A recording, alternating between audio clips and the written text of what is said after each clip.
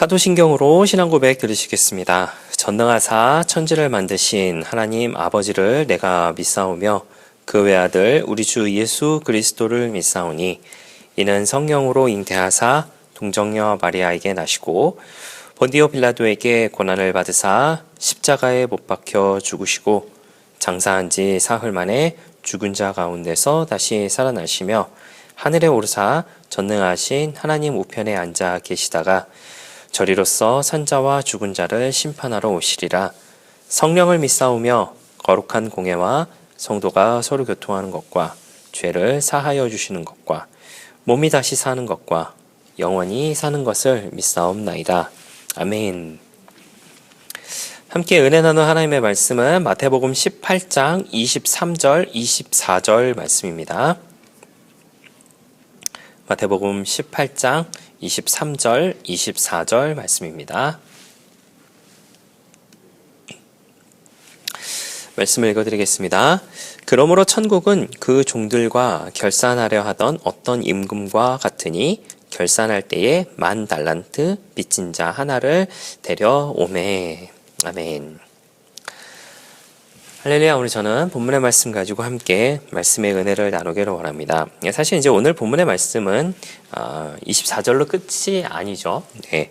35절까지가 이제 쭉 이어지는 그 하나의 내용인데요. 이 내용은 이제 저와 여러분이 너무나도 잘 알고 있는 불의한 한 하인에 대한 비유입니다. 내용을 이제 간략하게 말씀을 드리자면, 물론 잘 아시겠지만 이제 간략하게 말씀을 드리자면 이렇습니다. 종들과 이제 임금이 이제 서로 결산을 하게 되는데, 어떤 한 사람이 얼마를 빌리냐면 이제 10,000달란트를 빌리게 되죠. 10,000달란트라고 이야기한다면 사실은 이제 갚을 수 없는 어마어마한 큰 돈을 이야기를 합니다. 굉장히 큰 돈이라고 이야기를 하는데, 그렇게 갚을 수가 없게 되자 이제 그 주인이 이야기를 합니다. 몸과 아내와 자식들과 모든 소유를 나라 이제 갚게 해라. 근데 사실 뭐 돈이 얼마나 많이 있는 사람인지는 모르겠습니다만은 아무리 다 팔아봐도 사실은 갚을 수 없을 정도로의 굉장히 큰 금액이다라고 이야기를 해요. 그러자 이제 뭐 도저히 이제 갚을 수가 없는 그런 상황이 되니까 그 종이 이제 임금에게 엎드립니다. 자기의 주인에게 엎드려서 이야기를 하죠.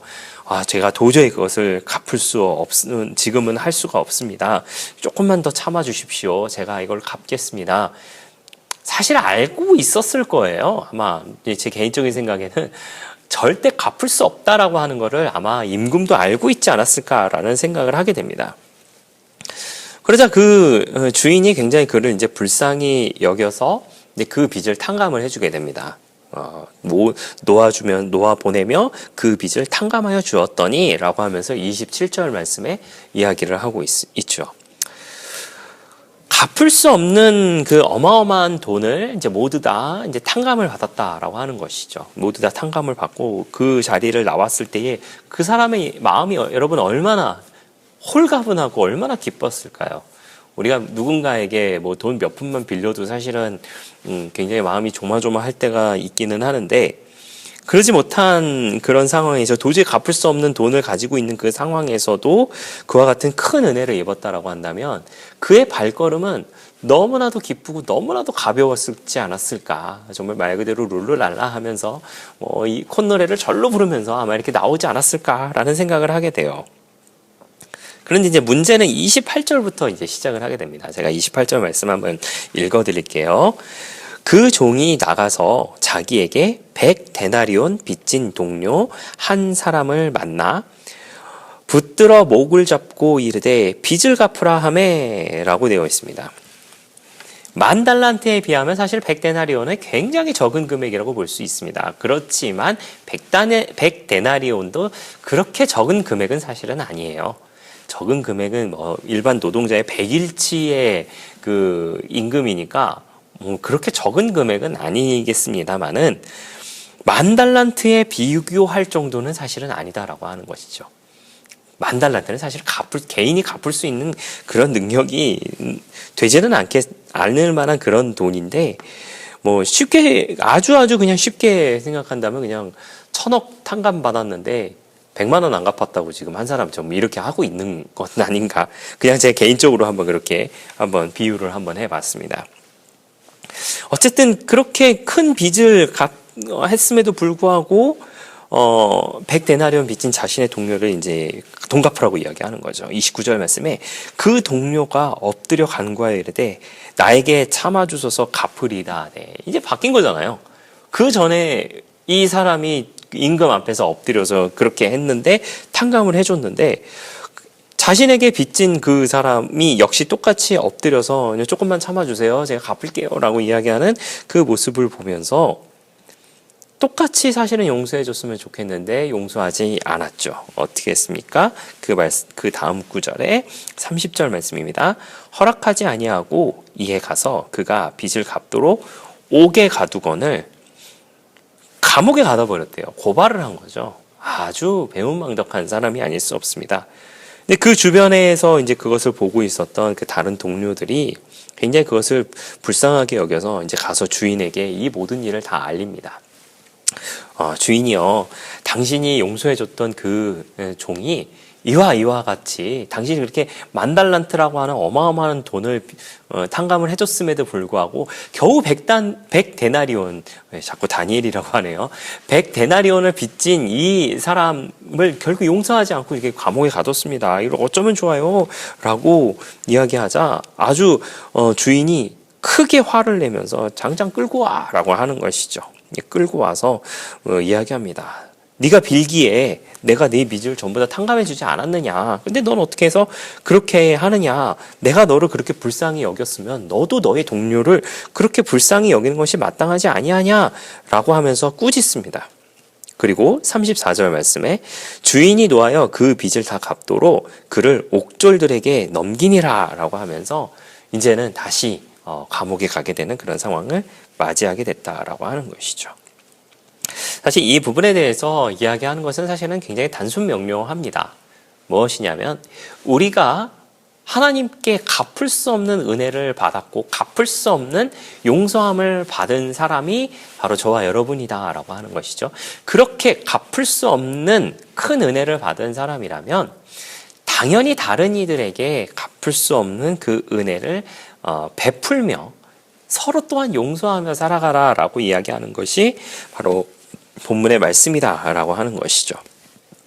사실 말씀은 이렇게 하지만은요, 저도 참 마음에 커다란 찔림을 가지게 되는 것이 사실 본문의 내용입니다.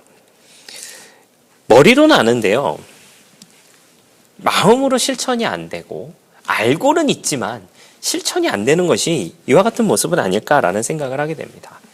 제가 예전에 어느 분에게 제 가족 중에 한 분이 이런 이야기를 정말 교회에서 기도도 많이 하시고 또 봉사도 많이 하시는 그런 분인데요.